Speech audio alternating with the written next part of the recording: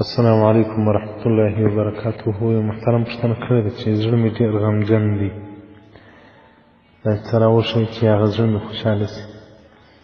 محترمه، زړه چې تور شي غم کوي، زړه تورېږي په ګناهو باندې. له بده مرغه زموږ ستاسو په سترګې اوس په نیټ کې په معصیت په نافرماني د الله بشپړوي. که څوک د دنیا باچا هم سي، د ټولې دنیا خو لیکن بې طاعتي بې عبادتي زړه بې خوشحالي نه کوي.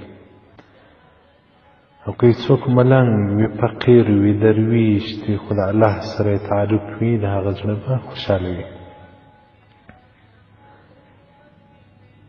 دغه رنګه د رسول الله صلی الله علیه و آله وسلم څخه روایت دی، که څوک په یو غم په سختي کې وي، هغه دعا د ذنون دی وایي: لا اله الا انت سبحانك اني كنت من الظالمين. او دغه رنګه رسول الله صلی الله علیه وسلم باره څخه روایت دی وایي: که چاته غم او تکلیف ور ورسېږي، بیا دې دغه کلمات ډېرې وایي: الله الله ربي لا اشرك به شیئا. نو هغه د غم څخه به الله جل جلاله نجات ورکړي. او دغه رنګه که سړی د سهار د لمانځه څخه بعد 40 واره لا اله الا انت سبحانك اني كنت من الظالمين دا ووایي، تلاوت کړي، یا د هر لمانځه څخه 10 واره، زړه به یې نه حق خوشحاله وي. زړه به یې داسې خوشحاله وي چې ځان ته بهریان.